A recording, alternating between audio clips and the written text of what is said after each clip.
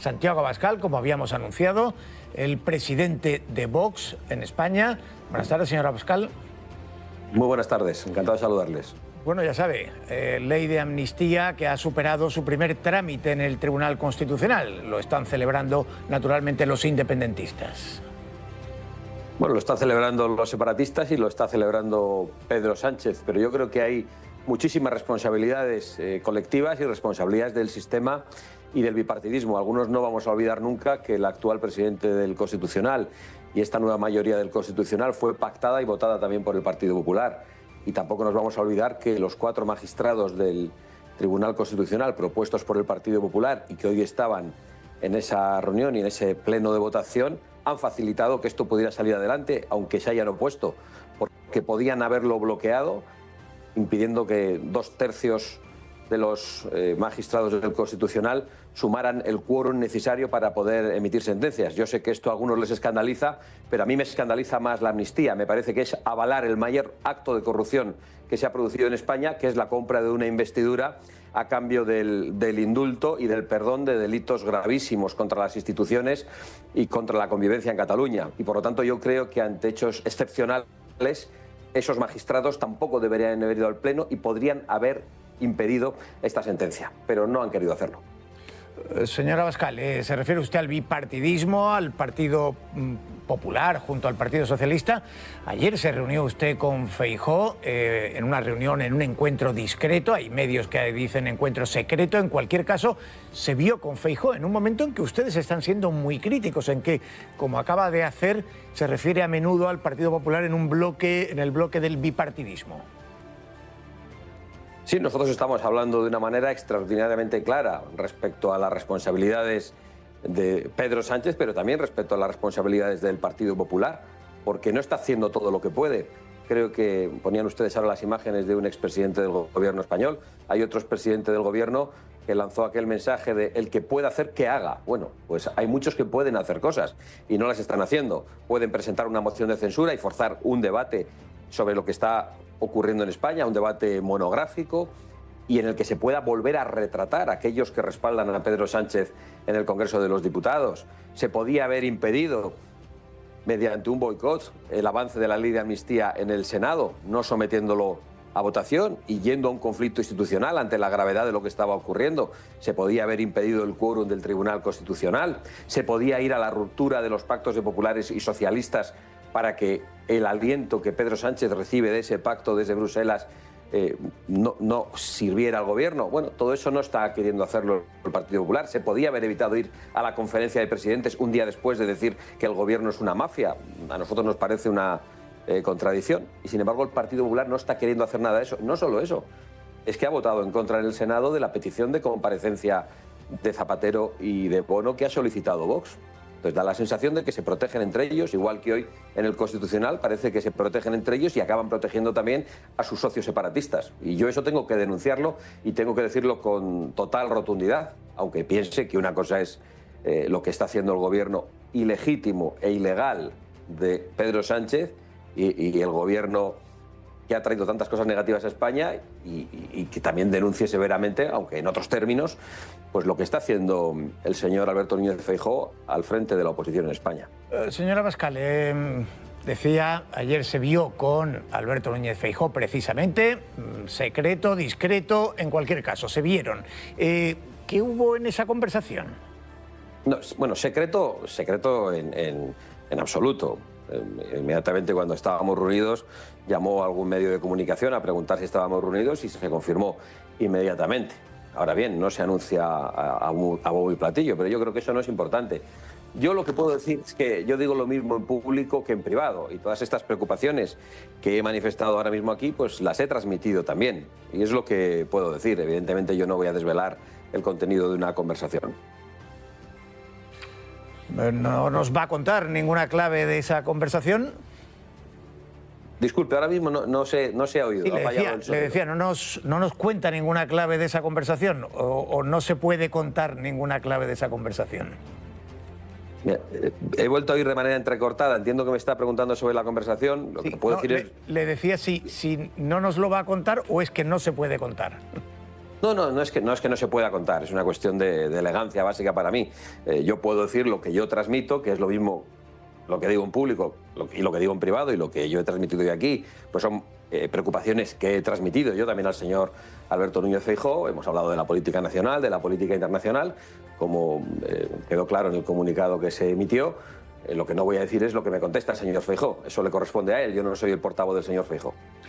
En todo caso, señora Abascal, ¿mantienen ustedes o vienen manteniendo a lo largo de esta legislatura, de este mandato, una relación tensa con el Partido Popular? En algunos gobiernos autonómicos que hubo entradas y salidas, presupuestos que no se iban a sacar adelante y finalmente sí se han sacado adelante. Realmente, si tuviera que definir el estado de la relación actual con el Partido Popular, ¿cuál sería? Bueno, yo creo que es proporcionalmente tensa a lo buena que es esa relación entre el Partido Popular y el Partido Socialista. En Bruselas, donde gobiernan conjuntamente y donde votan conjuntamente en el Parlamento Europeo, o en las instituciones españolas que se acaban repartiendo. Hoy creo que han votado incluso a una representante de Podemos desde el Partido Popular en Bruselas. Es decir, hay acuerdos que nosotros no comprendemos. Ahora bien, ¿cuál es la relación con el Partido Popular? Pues yo tengo que hacer una pregunta. ¿Con qué Partido Popular? ¿Con el de Valencia, el de Murcia y el de Baleares, que están dispuestos a entender que no tienen la mayoría absoluta y asumir algunos postulados de Vox contra la inmigración masiva y contra el Pacto Verde que viene de Bruselas? ¿O es el Partido Popular de Castilla y León, que mantiene las leyes de memoria histórica? ¿O es el Partido Popular del señor Moreno, que asume todo el Pacto Verde, con lo que implica, por ejemplo, con los olivos, los centenares de olivos, centenares de miles de olivos arrancados en Andalucía para poner placas solares? El Partido Popular es distinto en función del lugar. No es lo mismo el Partido Popular de Murcia que el Partido Popular de Extremadura, con el que no tenemos una buena relación, que el Partido Popular que está en Génova 13. Eso dificulta muchísimo la relación. Y desde luego no es lo mismo que el Partido Popular Europeo, donde la sintonía entre Partido Popular y Partido Socialista es absoluta. Eso lo digo yo, pero es que lo ha denunciado recientemente el señor Felipe González también. Él lo denuncia para decir, bueno, si se entienden en Europa, que se entiendan también en España. Yo lo denuncio en sentido contrario. Si en España se está dando una pelea contra un gobierno al que llamamos mafia, bueno, pues rompamos también esos acuerdos en Bruselas para que Pedro Sánchez no pueda tener el balón de oxígeno de Bruselas. Bueno, ya que menciona Bruselas, hoy está allí Pedro Sánchez y también Alberto Núñez Feijóo, con diferentes misiones, en un caso reunidos los líderes del Partido Popular Europeo, Pedro Sánchez en un consejo.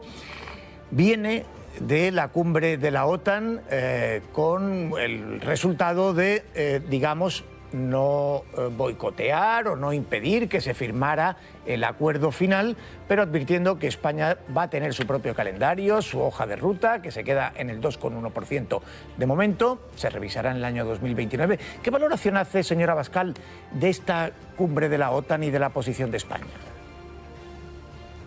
Bueno, más que de la posición de España, de la posición personal de Pedro Sánchez, que es una posición tremendamente confusa y que pone a España en una situación muy delicada. Le escuchamos decir que hablaba del 2,1 y después decir que él no había dicho lo del 2,1. Bueno, que eso lo dice el Ejército. Bueno, cuando lo dijo, no decía que lo decía el Ejército, lo afirmaba él, luego lo niega.